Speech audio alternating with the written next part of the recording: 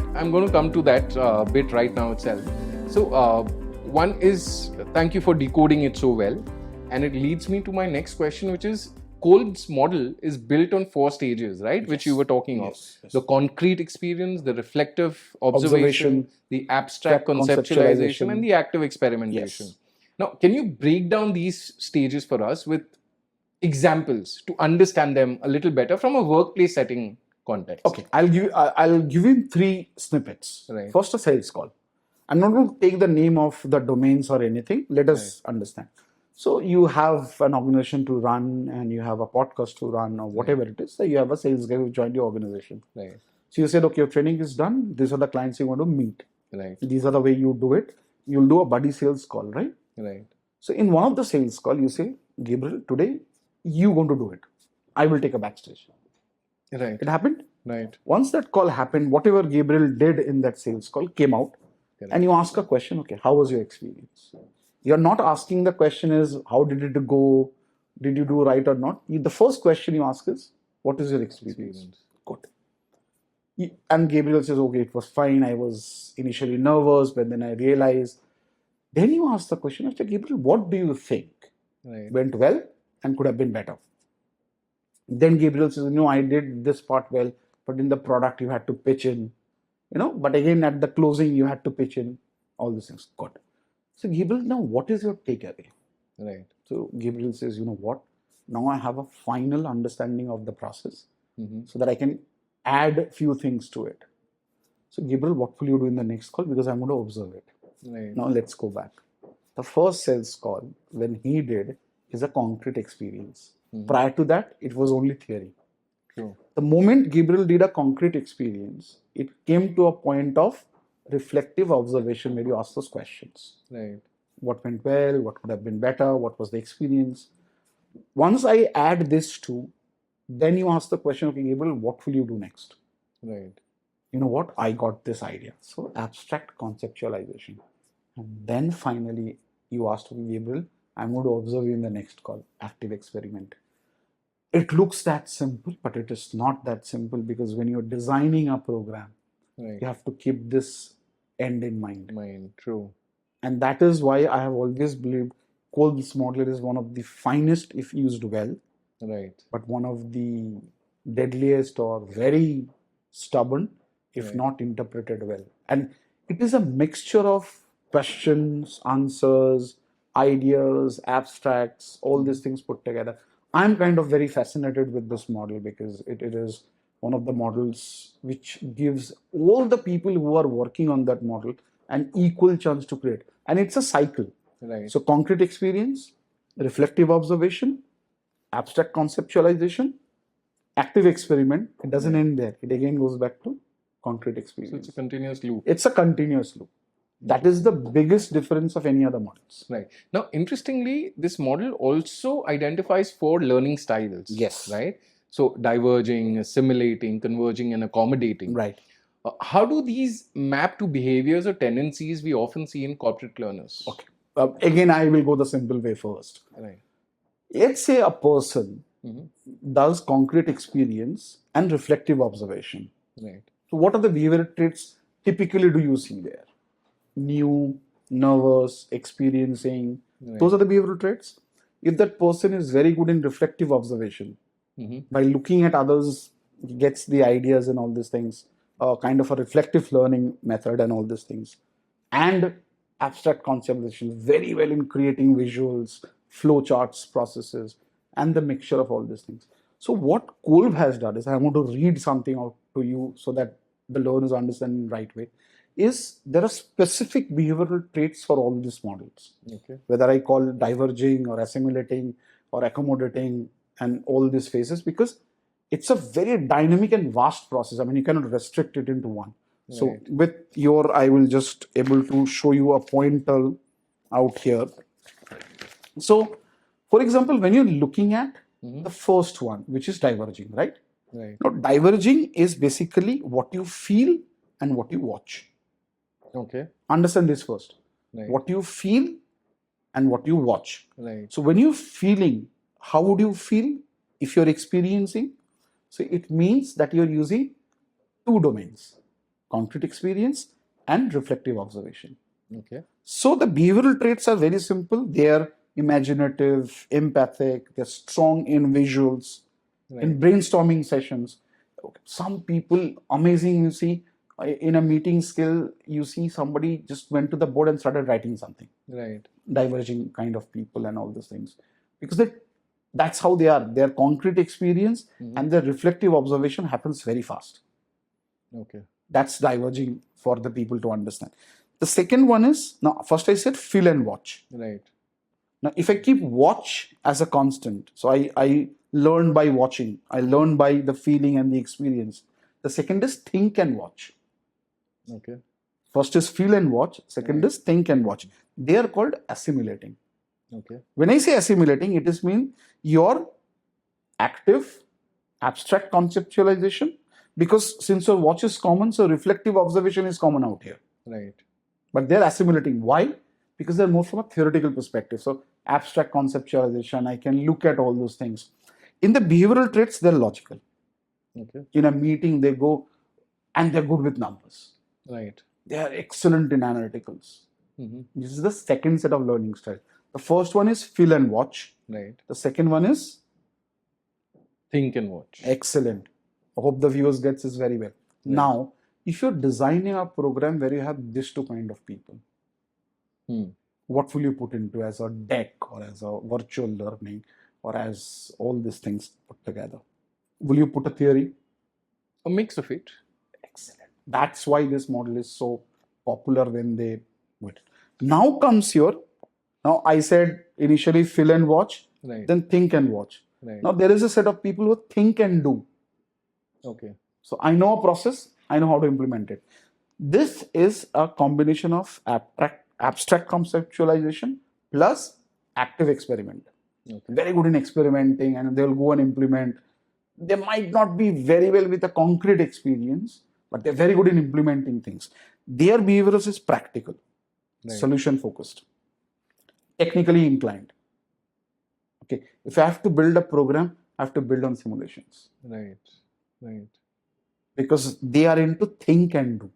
So I have to give them a think ability as well as I have to make them do something. Right. So any kind of simulation games, LDGM that you run very well from your company is one of the best products of this category. The question is, in that particular LDGM as a master facilitator, will you be able to isolate those people? You can't, right? No.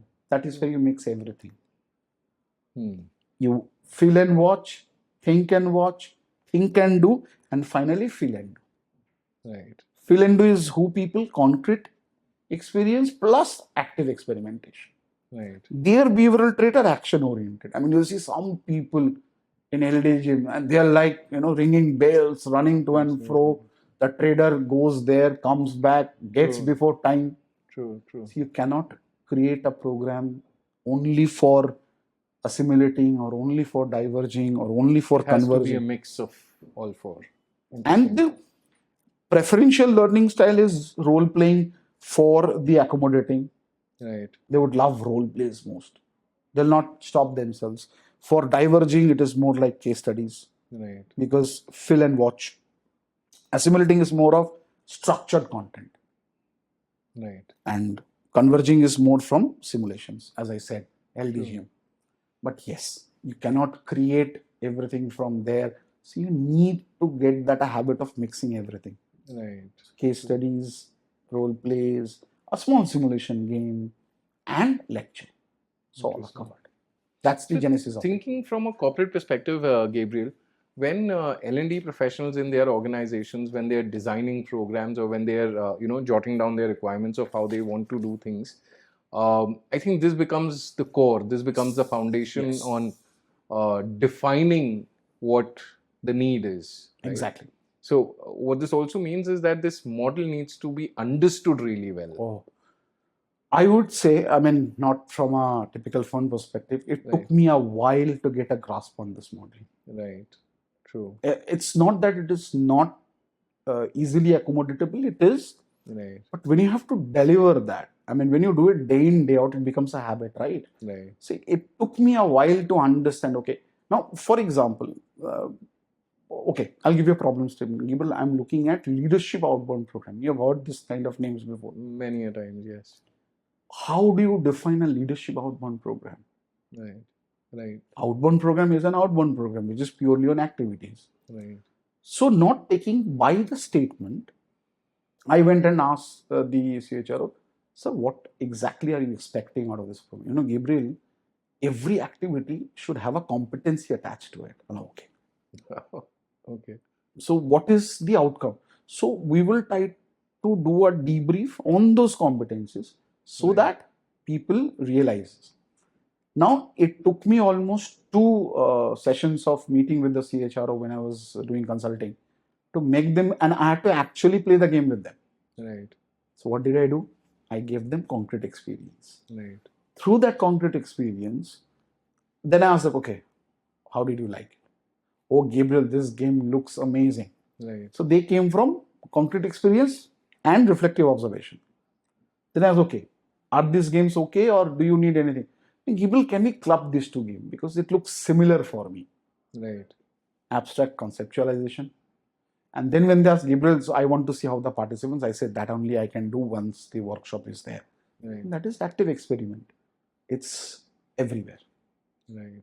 Right. But as a professional, you just cannot go ahead and say, okay, sir, leadership outbound program, I have A activity, B activity, C activity, because things are changing.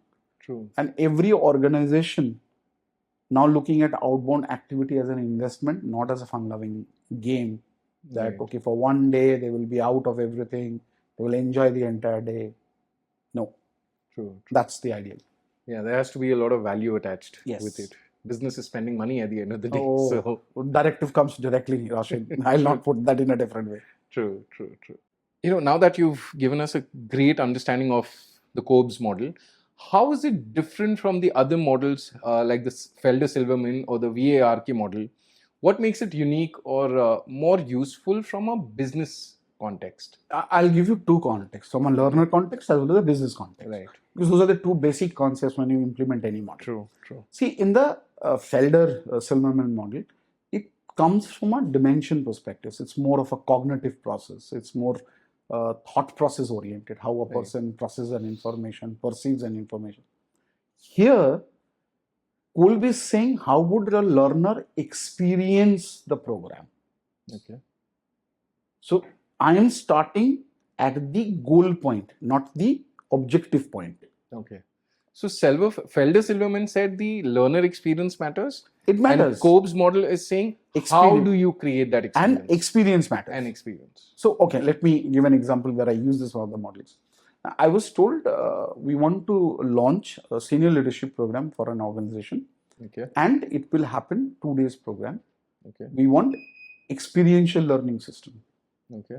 Now, I being new, then 10 or 11 years of experience, have read about Kolb model, but not that great. So I'll tell you my journey of that model, which gives you a better picture. So my boss says, Gabriel, Kolb model is perfect. Read it and implement it. Right. And that's how typically we had back then. It was tough for me. I mean, how do I create a concrete experience and all these things? Then my boss told me, don't look at the model from that perspective. Right. Look at from a learner context. What is the learner looking at? Enjoyment, right. Fun, then learning, then takeaway. Right. What the business is looking at? Learning, takeaway, then fun, and then experience. So it's completely 2 different sets. True. So how do you bridge the gap? You create an activity which focuses on all these 4 models. The experience is good. Pardon me. Their learning is good. They have fun. Now, as simple as that, I did a workshop in that way for the trainers for that. What happened for the leadership workshop? As simple as create a creative introduction of yours. Okay. What were the props? A A4 size page created like a booklet and given it to them. And sketch pens and permanent markers. Right. In some of the places, somebody made it wonderful. A picture of everything, as if they were supposed to sell something. Right. Now, I asked a simple question. How does this resonate to your daily work life? That one question of concrete experience made a reflective observation, created a takeaway, which is abstract conceptualization, Right. and their implementation plan. Right. So the core is that.